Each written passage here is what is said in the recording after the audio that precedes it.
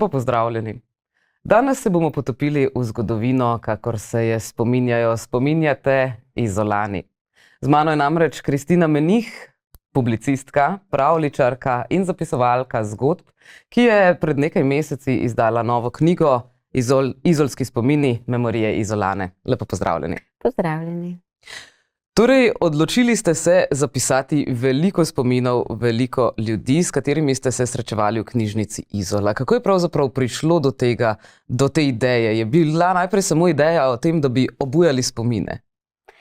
Torej, ja, lahko bi tako rekla, da se je začelo z idejo o obujanju spominov, ker sem Izolanka odvedno rojena pač v koprski porodnišnici, ko je ta še bila tu blizu vas. In imam veliko prijateljev, še vedno seveda v Izoli, in velikokrat, ko se srečamo, si tu in tam pade kakšen spomin. In sem razmišljala o tem, da mogoče bi bilo pa dobro, če bi te spomine malo usmerili in jih v obliki študijskega krožka, kot se je kasneje izkazalo kot najboljša možna rešitev, tudi udejanjili. Mestna knjižnica Izola se je res čudovito odrezala, direktorica Marina Hrs je takoj prijela za to idejo in tako sem postala voditeljica študijskega krožka istega imena, se pravi Izolski spomini. In poleg memorije Izolane, zato, ker pač živimo na dvojezičnem območju in ker sem želela te spomine imeti v obeh jezikih. Ja, to bi bilo ta prvi del.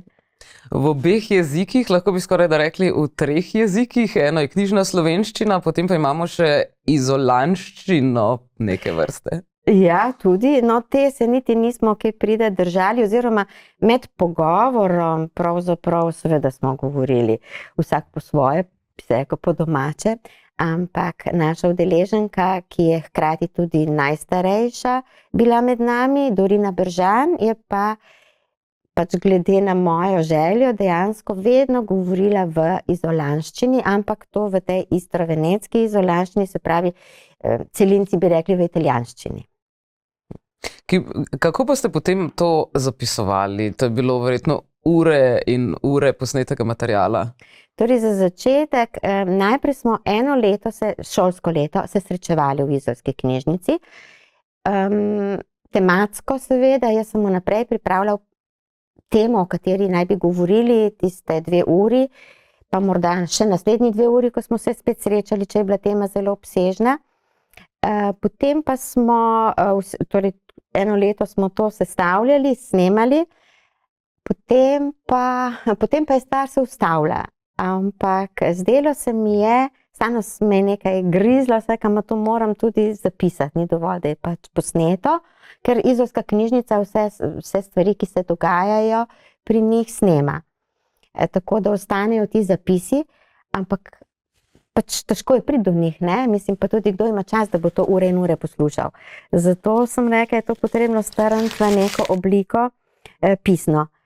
In sem začela, potem sem ene 5-krat ustavila se, ker sem rekla, pa ne bom jaz tega delala, to je preveč dela. Pa sem šla spet naprej in s časoma je nastal tisti osnutek, tisti rokopis, potem pa seveda vse, kar je potrebno, da knjiga nastane, je moralo priti zraven in tako je trajalo približno 4 leta, da je knjiga zdaj pred nami. Ja, zraven imate res bogat fotografski material, večinoma, če sem prav videla, so to razglednice. Odkot ste dobili recimo ta material? No, zato je poskrbela spet Izolska knjižnica, ker imajo izredno bogat material, kar se starih fotografij tiče, starih razglednic predvsem, pa tudi osebne fotografije nosijo domačini, zato ker si želijo, da ostanejo v spominu oziroma ostanejo nekje v nekem arhivu. In to je imeniten arhiv.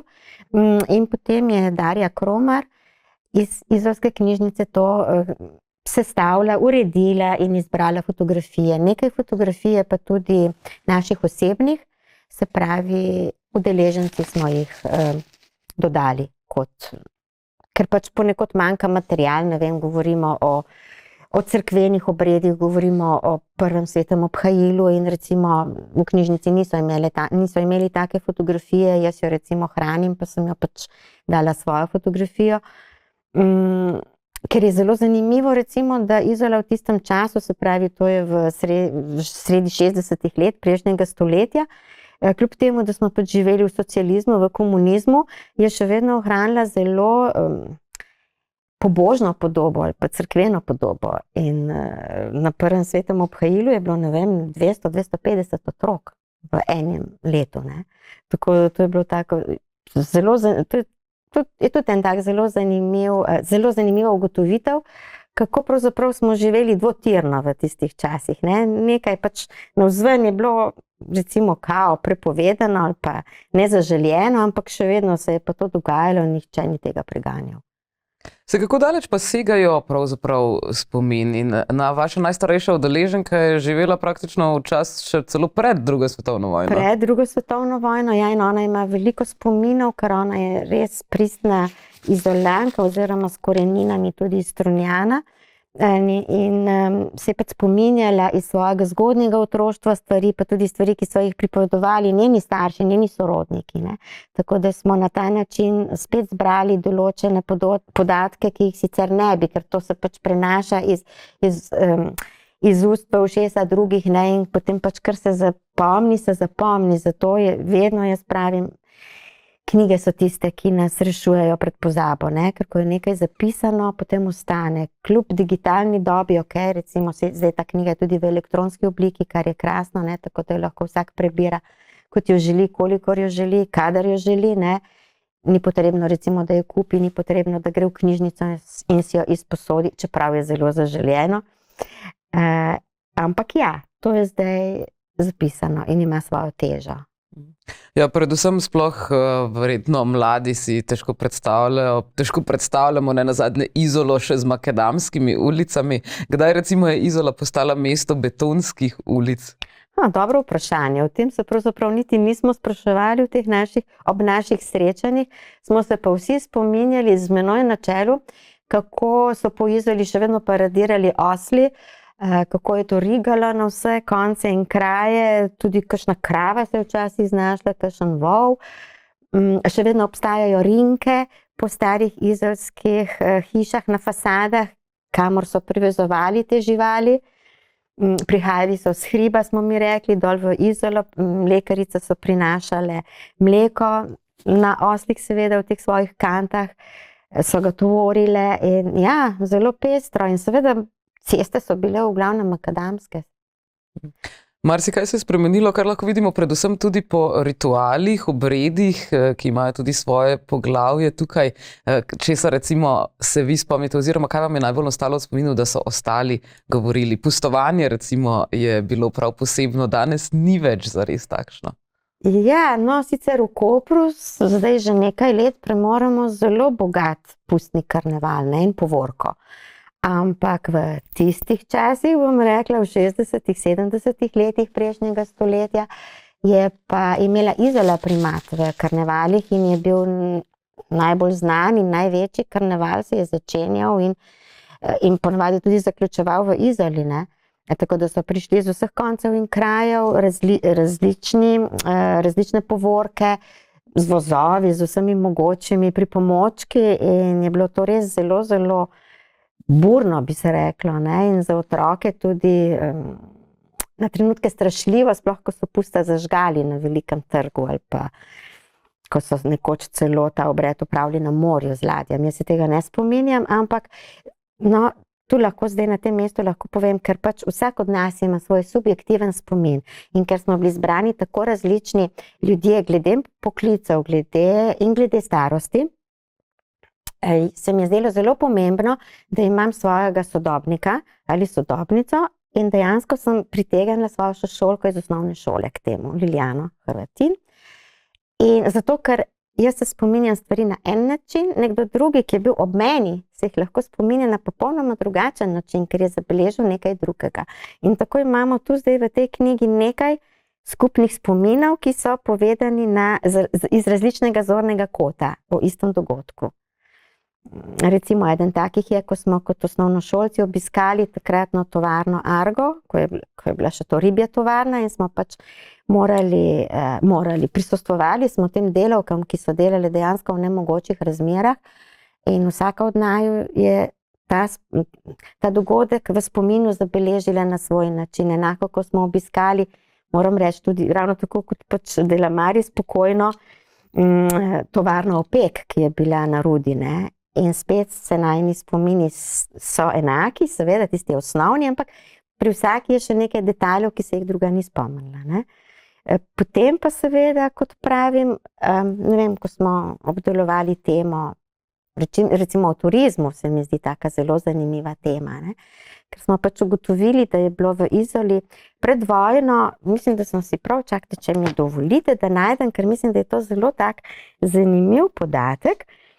In sicer je to bilo o tem, kako je bilo leta 1929 v Izoli 21 gostiln, 8 manjših hotelov, 8, 2 kavarni, hotelsko pališče.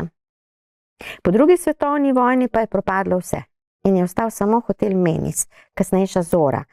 To je bil pa potem sploh pregovorno slaven hotel, ker tam se je plesalo, tam se je dobro jedlo, tam so ljudje lahko prespali in to je bil v bistvu precej let edini hotel v Izoli, dokler niso kasneje zgradili hotela Marino.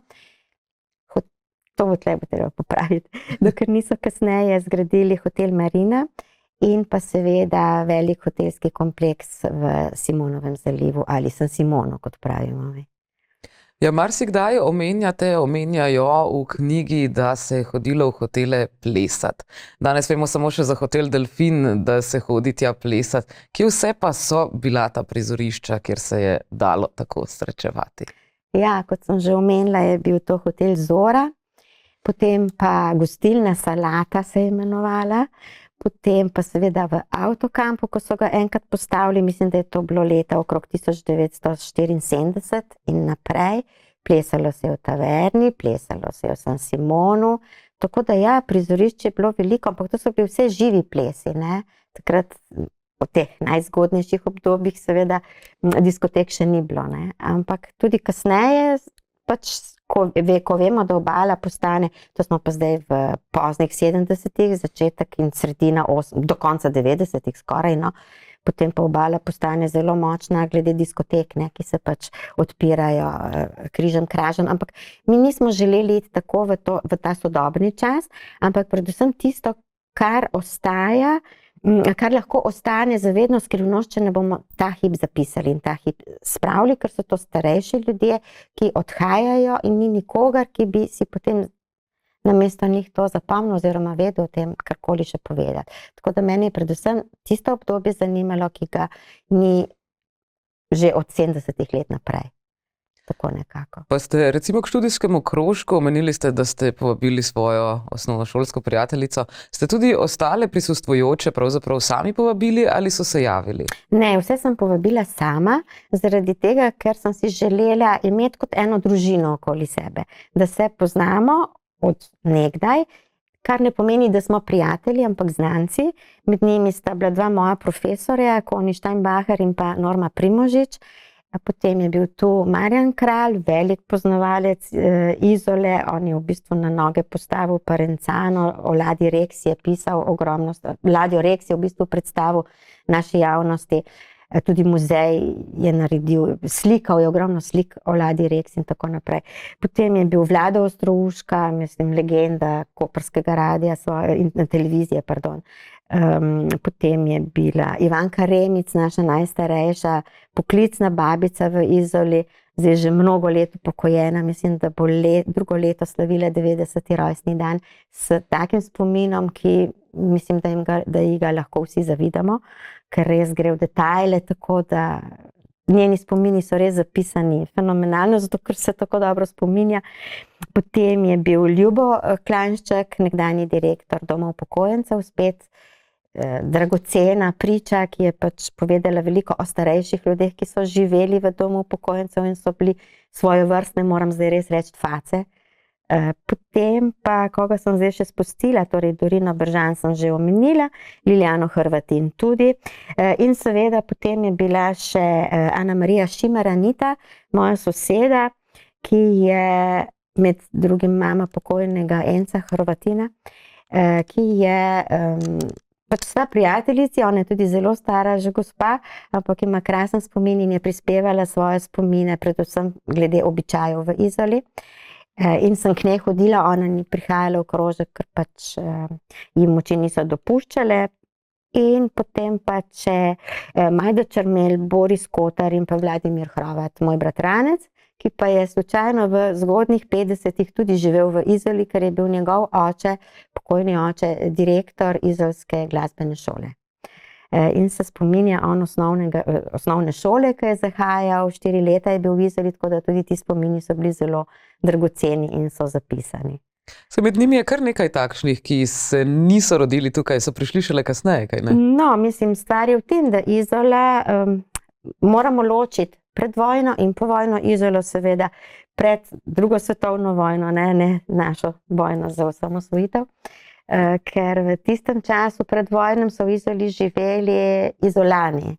Zdaj, to sem poslišala malo čudno, tudi danes smo Izolani, ampak takrat so bili pač Izolani, ki so bili potomci Izolanov, ki so živeli v Izoli stoletja, ne? Več ali manj. Tako da ti Izolani so se potem, nažalost, mnogo njih se je nažalost izselilo po drugi svetovni vojni, zaradi propagande, zaradi prepričanja, zaradi strahu in tako naprej pred novimi oblastmi. Izola je ostala praktično prazna. V Izoli je bilo leta 1954, ta podatek imam slučajno v glavi, 1800 registriranih stanovanj in od teh 1800 stanovanj jih je samo 444 imelo priključek vodovodni.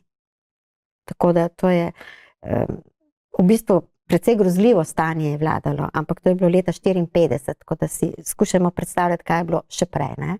Še veliko v bolj nemogočih razmerah so živeli ljudje, ampak za njih je bilo takrat to normalno. Če nadaljujem, se pravi, zgodi se vojna, po vojni pride do eksodusa in Izola je prazna in Izolo počasi začenjajo napolnjevati ljudje iz okoliških krajev, najprej iz Brkinov, kasneje iz celotne Slovenije, ker se ustvarja industrijsko mesto, ker je treba v socializmu pokazati, da imamo lahko industrijo, da smo lahko samozadostni, pripeljejo ljudi z vseh koncev in krajev Jugoslavije, tedanje skupne domovine iz vseh republik in Izola postane multietno, kar je v bistvu en velik plus dan danes, ne? Ker lahko pokaže Izola, kako smo se znali vsi integrirati in kako lahko živimo, ne glede na to, da smo različnih narodnosti, iz različnih koncev, ampak delujemo skupaj in tistega, ko boste vprašali, ki živi v Izoli, res je mogoče celo potomeč že teh ljudi, ki so se priselili v Izolo, bo vsak rekel, jaz sem Izolan. In se čuti Izolana in se čuti pripadnost Izoli in to je nekaj čudovitega. In zato upam, da bo nekdo za menoj, ki bo s tem nadaljeval in napisal nove izolske spomine. Ker spomini so, dokler smo ljudje živi, se spominjamo in kot gremo naprej s časom, tako spomini ostajajo zadaj, če jih ne zapišemo in nekoč umrejo. Ko ste že omenili to torej zavedanje, to skupnost izolsko, se zdi, da večkrat omenjate v knjigi tudi, kako so bili ljudje včasih malo bolj povezani, kako naprimer vse od tega, kako so otroke ženske varovale kar na ulici, se pravi, ni bilo nobenih vrtcev in podobnega. Se vam zdi, da so bili včasih ljudje bolj povezani kot recimo danes? Torej, po pripovedovanju ljudi, ki so živeli, mislim pa še živijo, ampak so bili mladi pred menoj, ne, jaz se takrat še nisem rodila, naj bi bilo tako, kot ste lepo povedali, ja. V mojih časih pa tudi, jaz se spomnim prav te gospe Bambinaja, smo ji rekli, Anita Čika se je imenovala, ki je živela v Gregorčičevi ulici in je dejansko bila znana po tem, da je čuvala otroke, mislim, ampak čuvala jih je za denar, pa tudi tako, ko je ona videla otroka na cesti, ko je bila ura, da tudi ostali so tako ravnali, mislim, ti nisi mogel ostati zunaj. Če je bil enkrat mrak, če je bila tam, so te poslali domov, ma kaj delaš tukaj, beži domov, so ti rekli, ma lepo so rekli, niso te preganjali, ampak so ti dali vedeti, da jim ni vseeno zate, ne.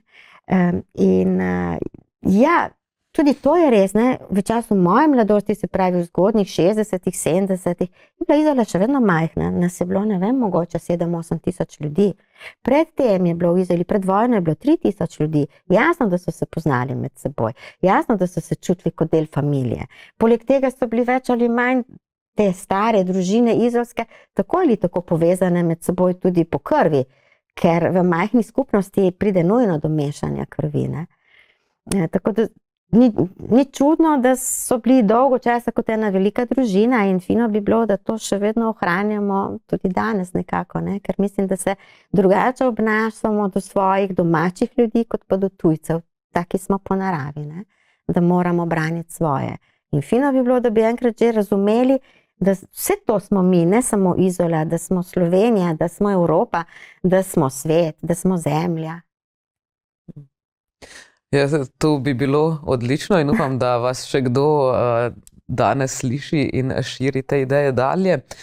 Vsekakor pa omenjate vseeno tudi v knjigi, da je ravno ta nek prihod teh, da ne rečem, občasnih tujcev, turistov, gradnja avtokempa tudi precej recimo vplivala na dinamiko samega mesta.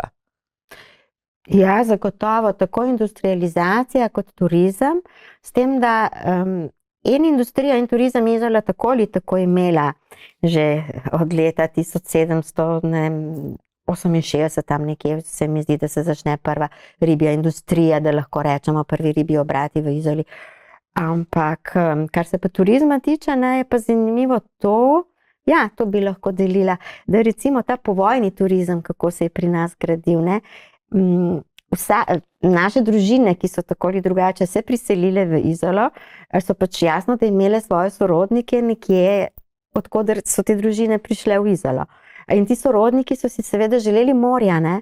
In tako recimo Marjan Kralj pripoveduje, kako je njihova mama, ki je nažalost zgodaj ovdovela, bila prisiljena tudi, da je oddajala prostore, da je oddajala sobe, da je nekaj malega zaslužila s tem, da so lahko preživeli.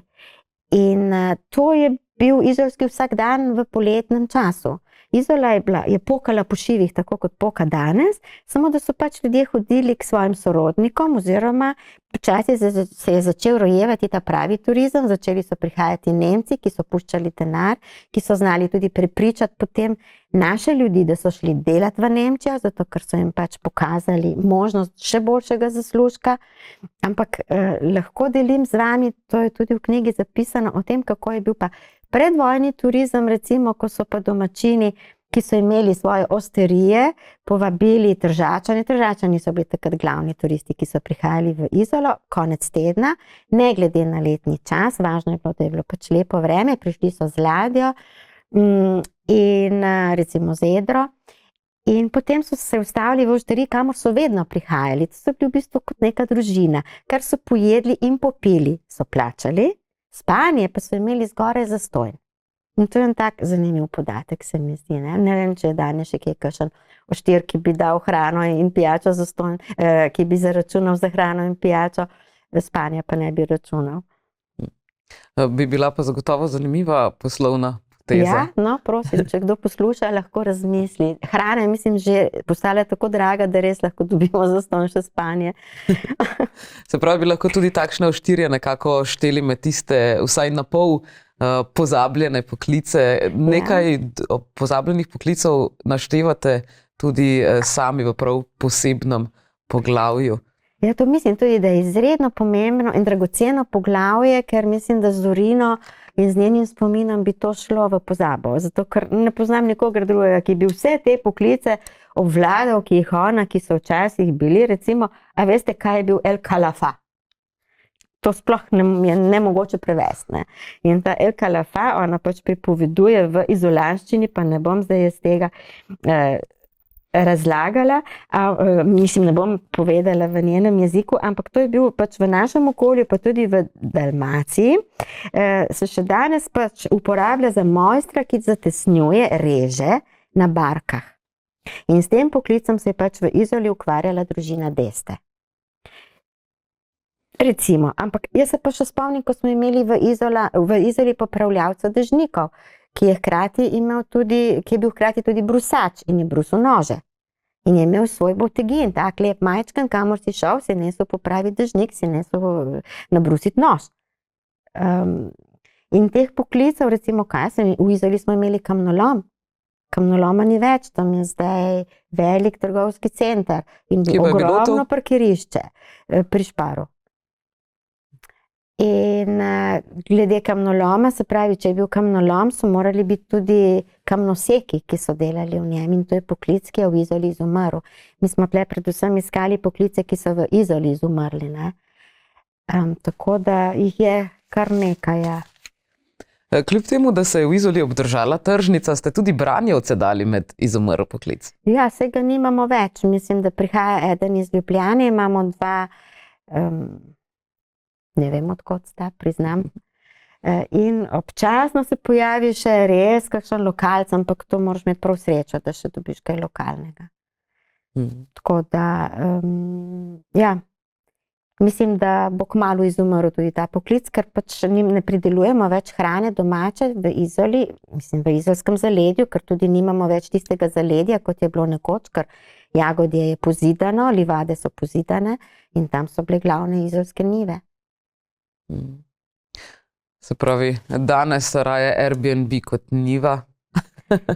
Ja, mislim, da v to so ljudje prisiljeni, ker če nimaš zemlje in imaš stanovanje, se boš znašel s tistim, kar imaš. Sicer pa tudi o nepremičninah marsikaj lahko preberemo v tej knjigi. Naprimer, omenili ste že, kako veliko ljudi ni imelo kanalizacije, kako so oddajali stanovanja tudi medtem, ko so v njih živeli.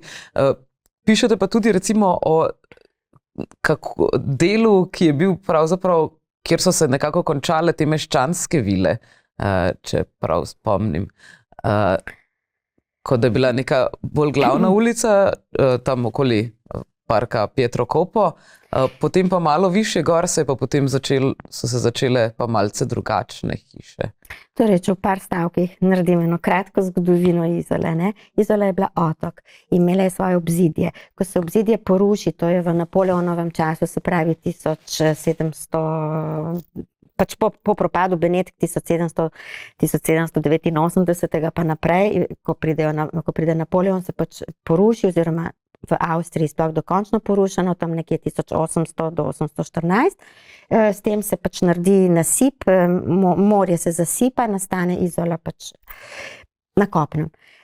Ta stari del Izole še danes ohranja lepo podobo in tam okrog avtobusne postaje se ta del zaključi, ne. Ostalo navzgor je potem pač umetno kopno in na tem umetnem kopnem se začnejo graditi ceste, ulice, začnejo se graditi hiše, postavi se pa Rencana v 1902. leta, se pravi ta ozkotirna železniška proga med Trstom in Porečem, ki etapno zaživi. Najprej do Buj in potem naprej do Poreča in tako zlagoma se mesto širi, razširi, ampak recimo v času, ko pride v Izolo Ivanka Remic, naša babica, to je leta 1956, Izola izgleda tako, da ima avtobusno postajo, ima zdravstveni dom, ki je čez cesto, najprej je lekarna, potem je Cankarjev drevored in na koncu je zdravstveni dom, ampak to je takrat ena vila. In vmes med zdravstvenim domom, sedaj so tam stanovanja, recimo vmes med tem zdravstvenim domom, policijsko postajo in starim mestom, ni pa nič, tu in tam posamezna hiša, ampak to bolj tipa kmetija. In kasneje se začnejo graditi bloki, prvi 4 bloki, ki nastanejo, ampak tam vmes je prazen prostor.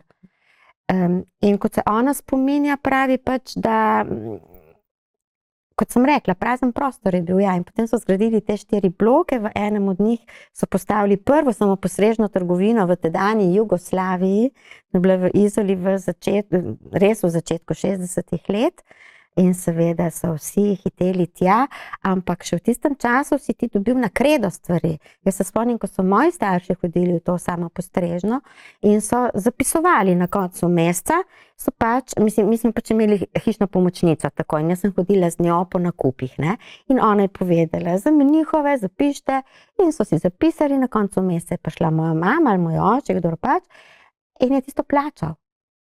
Pa še nisem glih tako stara, ne? Ampak to se je takrat še počelo. Tako da to zaupanje med ljudmi je obstajalo dejansko, ne? Tudi Ekrem, za Ekrema se pravi, to so zdaj njegovi potomci, ki imajo slaščičarne, ampak stari Ekrem, ki je prišel v Izolo z enim vozičkom, na katerem je prodajal lizike, sladoled in te stvari, on je bil znan kot človek, ki je vedno posodil denar, če si ga rabil in nikoli ni nič zapisal. In vedno je verjel, da bo dobil svoj denar nazaj in ga je verjetno tudi vedno dobil. Kdaj pa se je recimo nehalo zapisovati na kredo? Se mogoče To pa tudi ne tega vem, spomnite? nismo šli v take detajle, ampak je pa lepo vedeti, da se je to dogajalo, ne. Saj mogoče je še danes kdo, ki to počne, ampak ni pa to uzanca vsakodnevna, ne, da bi vedel, da zakaj bi plačal danes, če lahko. Ne vem, so poslali Marjana Kralja, njegovi starši so ga poslali po cigarete, fantka majhnega, v hotel Zora so zapisali in je prinesel cigarete. So bili drugi časi, tudi vino si lahko prinesel, če so ti starši so bili postament, tisto, kar so starši ukazali ali naročili, tisto si naredil in se ni spraševalo zdaj, kakšne so otrokove pravice. No, tega se še tudi sama spomnim, ker še v mojem otroštvu ni bilo tega zakona za cigarete in alkohol. Ko ste pa že omenili Ekrema, kar nekaj tudi legend lokalnih ste omenili v knjigi.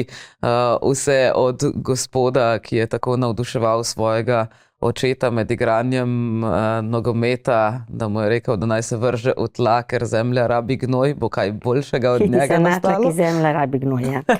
Ampak ja, mislim, to so bile, tako je bilo, ne, jaz sem si želela ohraniti spomin tudi na te nevsakdanje Izolane, na te face, bom spet rekla, na te pojave, ki smo jih imeli veliko, nekaj smo se jih domislili, pa še verjetno ne vseh, ampak kljub temu jih je kar nekaj, glede na to, da je bila Izola kljub vsemu majhna, ne, in ne vem, jaz bi mogoče, torej vsi ti ljudje so pokojni že mnogo let, ampak ne glede na to, bi jaz zelo rada, če je možno, bi mogoče obunila spomin na Picigo Guardia Radici. Bi vas mogoče lahko prostila, če ta odlomek kar preberete? To sem ravno razmišljala, da mogoče bi bilo še najboljše, če ga preberem. Ja, namreč gre takole, ne. Prihaja Piciga, je bila svoj čas izolska krilatica, ki je vsakomur segla do kosti. Picige Guardia Radici smo se vsi po malem bali. Se ga spomnite? Bil je močnejše postave in je skrbel za red v Izoli. Vse je imel pod nadzorom. Za vsakega od nas je vedel, čigav je. Fantje so pogosto kakšno napalili. Recimo, so poleti zaplavali kar v Mandraču in s pomolo skakali v vodo, kjer je sedaj bencinska črpalka za barke. Ampak že takrat je bilo kopanje tam prepovedano. Ko so opazili, da prihaja Piciga, ki je itak vedno bil povsod in je videl vse, ki se je vedno vozil s kolesom, so urno poskakali v morje in odplavali na drugo stran. On pa se je s kolesom pripeljal naokoli, zato so postopek tudi večkrat ponovili. Vas bom že prijel, je vpil za njimi. Najraje so plezali po 3-metrskih betonskih blokih, postavljenih vzdolž obale, in z njih skakali v morje, in Piciga jih je lovil tudi tam, tako je pripovedoval Marjan. Ampak potem, še bolj zanimivo, pa se mi je zdelo to, kar je, ne še bolj, ampak ravno tako zanimivo, kar je pa o njem povedal Ljubo Klanšček, ki je tam čisto poleg njega živel, oziroma poleg te sosede, ki se ji je to zgodilo, živel. Namreč, Piciga je bil strog reditelj, kot se je takrat temu reklo, ne.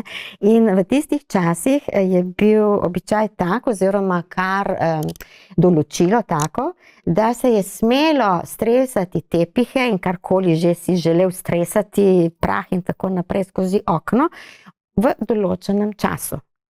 V tistem času je bilo dovoljeno, kasneje pa ne, prej pa tudi ne. In če je kakšno žensko, ker to seveda je bilo popolnoma žensko opravilo, ujel ob takem dejanju, je pokazal en prst. In če se je slučajno zgodilo, da je pokazal še drugi prst naslednjič, je točno vedela, da zadnjič bo plačala kazen, če bo še enkrat ponovila. Kazen je bila pa zelo visoka, smo primerjali, to je bilo takrat 100 dinarjev, kar bi bilo danes nekje 100 evrov. Za domačine, ki so takrat živeli v veliko večjem pomanjkanju, denarnem pomanjkanju, imeli so za jesti, imeli so za piti, imeli so ribe za jesti, ampak niso pa imeli denarja, ker niso imeli služb, kot jih imamo danes. In za njih je to pomenilo velik izpad iz družinskega proračuna in so zelo pazile ženske, da ne bi tega storile. Ampak ker je bil Picika tako zelo, bom rekla, pedanten in imel tako krasen spomin, da je pripomogel k občinski blagajni, ne, je velikokrat katero zalotil tudi tretjič in takrat ji ni bilo pomoči. Je morala plačati, ne glede na to, koliko denarja so imeli pri hiši, a so bili revni, a so bili bogati. Se pravi, on je bil neke vrste nekje med policajem in redarjem. Ja, policaj, ki je zelo, zelo resno vzel svojo vlogo in 24 ur na 24 je bil v svoji vlogi, v svoji funkciji. Bi se rekla skoraj, ne bom ustavila se tukaj. Danes policaji niso več takšni v Izoli? Ne, nisem mislila na to, ampak potegnilo me je malo na Butalce Frana Milčinskega in na njihovega policaja, ampak potem sem ugotovila, da ni primerna primerjava, zato sem rekla, ne bom. No, nekaj teh likov res izpadajo, kot da so res pobegnili iz kakšne zgodbe. Ja, mogoče je bilo zanimivo tudi kakšen film o tem posnet, kdaj je pa risanko. Animirani film, mogoče Koni, evo, če bo slučajno gledal naš Koni, tale prispevek, mu dam lahko zdaj idejo, da naredi še nekaj takega. No, pa če že omenjava Konija, nekaj govorite tudi o kinu v Izoli, ki ima zdaj pa že kar lepo dobo. No. To gre za kino, ki so ga postavili v izolski osnovni šoli. To platno so postavili, namreč v kleti so nameravali graditi bazen. In ker je bil ta študijski krožek, bi se danes reklo, šolski krožek, filmski, zelo močan in so bili res navdušeni filmarji med učenci Konija Steinbacherja, se je eden od njih domislil, zakaj pa ne bi mi imeli kinodvorane spodaj namesto bazena, ker je tako ni nič od tega. In potem se je res Koni toliko podvizal, toliko potrudil in mu je uspelo, da so naredili kinodvorano in imeli so potem to krasno platno, s katerim se ni mogla pohvaliti nobena, niti slučajno nobena osnovna šola v Sloveniji. Smo bili pa takrat še vedno, mislim, da največja osnovna šola v Sloveniji. Kar nekaj ste imeli tudi že predstavitev knjige. Verjetno je kar nekaj ljudi tudi že prebralo. Je kdo prišel do vas in vam rekel, ja, tega se pa tudi jaz še kako spomnim? Kakšni so bili kaj odzivi? Ja, seveda, odzivi so predvsem vzpodbudni v to smer, ker pravijo, pa daj zapiši še to, pa napiši še to, veš, a se spomniš tega pa tega, ne? Tako da to je nikoli zaključena zgodba, zagotovo, ne? Ker starejši kot si, več spominov imaš, ne? In v časih, v kakršnih živimo, je včasih fino uideti v svoje spomine, se mi zdi, in si pričarati svoj balonček, v katerem je vse lepše, ker spomini ponavadi se slikajo lepši, kot se je dogajalo v tistem času, ko so se dogajali. Se vam je mogoče kdaj zgodilo, da je kdo kaj pripovedoval, potem pa ste ugotovili, da to pa morda vendarle ni bilo res in ste morali zapisati kako drugače? Ne, to niti ne, zato ker sem enostavno v tem študijskem krožku smo se spominjali. Pač vsak ima svoj spomin na spomin in glede na to, da nas je bilo vedno med 6 in 10, zelo so bili redni in so redno prihajali. Ko je nekdo nekaj pripovedoval, smo ponavadi vsi pozorno poslušali. Prvi zato, ker nas je zanimalo in drugi zato, ker smo potem vedno imeli nekaj, da bi povedali poleg, ne? Se pravi, če želiš še nekaj dodati, moraš dobro prisluhniti, da veš, kaj sogovornik govori, da ne boš ponavljal vse. Tako da bi verjetno opazili, če bi prišlo do kakšne zgodbe, ki se nam ne bi zdela verjetna, ne? Sicer pa, kar se podatkov tiče, smo pa tudi po gradivu precej pobirali, ker nekaj gradiva v Izoli je, recimo avtor Kramar je eden takih, ne, po katerem lahko greš na Silvano Sav, pokojni žal, je tudi pač v italijanskem jeziku zapisal ogromno knjig in ogromno gradiva v Izoli, tako da tisti, ki želi karkoli raziskovati v zvezi z našo preteklostjo, je zagotovo dobrodošel v italijanski knjižnici v Palači Manzioli, pa tudi v izolski knjižnici seveda je ogromno gradiva o Izoli, tako da, ampak spominov na tak način pa ni, ne, tako da mislim, da je pa to zdaj en unikum. Ste krožek že začeli z mislijo na pisanje knjige? Ja, lahko rečem ja in ne, ker jaz v tistem osnovnem, ne vem, kako bi rekla, poslanstvu čutim, da sem predvsem pisoči človek. Tako da se mi zdi, da vsaka beseda, ki jo izrečemo, uide v prostor in se razblini in je ni, če ni zapisana. Tako da verjetno sem podzavestno zagotovo že razmišljala o tem, da bo tudi knjiga, ne. V osnovi pa sem začela krožek s tem, ker sem si želela dopolniti svoje spomine s tem, ko poslušam druge, ne. In seveda, ker pa je bil to študijski krožek in to res sem hvaležna Marini Hrst, da se je tega domislila in da smo na tak način speljali to naše srečevanje, da smo to snemali, ne. Ker sicer bi to spet šlo v pozabo. Mi bi se fino imeli tisto uro, 2 uri in temu se reče vse skupaj, ne vem, 40 ur, kolikor smo bili skupaj, ampak potem bi to, kot so že večkrat danes ugotovili, šlo v pozabo. Pomeni to, da boste s krožkom mogoče še nadaljevali v prihodnje? To nisem ravno prepričana, ker imam zdaj še en zelo velik projekt, ravno tako, da ga zaključim, to je o izolskih stavbah, kaj je bilo nekoč v lokalih, kjer so danes še vedno lokali ali pa kjer so stanovanja, pa smo se jih spominjali kot nečesa drugega, recimo Kasem je bila lekarna, danes je banka, ne, kot primer. In tega je vsaj 80% teh lokalov je spremenilo svoje delovanje skozi čas in to smo imeli tudi študijski krožek, leto kasneje za tem prvim, sem ga ravno tako jaz vodila, hodili ravno tako preko izolske knjižnice in v njenih prostorih in snemanjem in tako dalje, s tem, da smo to počeli predvsem na terenu. Liljana Hrvatin je fotografirala te stavbe, ki so nas zanimale, oziroma tudi stavb, ki jih ni več, ampak samo teren, kjer so nekoč stale, oziroma nove stavbe, ki stojijo na tistem mestu.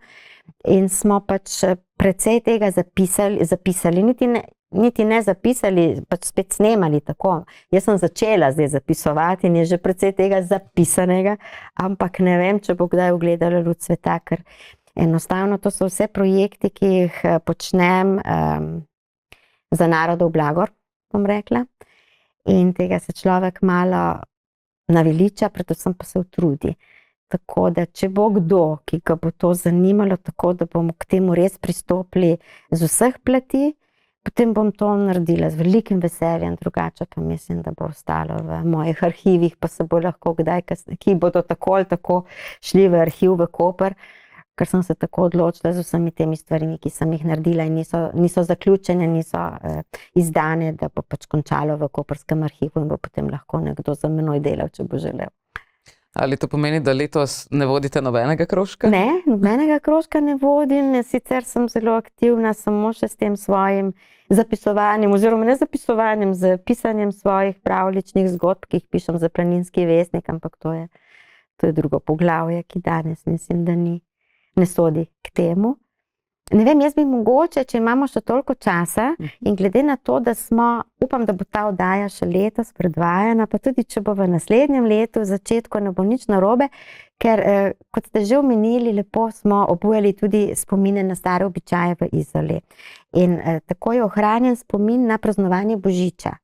In mislim, da bi bilo lepo, ker smo pač v tem zimskem obdobju, če bi mogoče o tem še prebrala, ker je tak zelo kratek odlomek, pa če mi dovolite. Več kot odličen zaključek. Hvala, ker mislim, da je lepše, če preberem, kot pa če pripovedujem. In to je takole.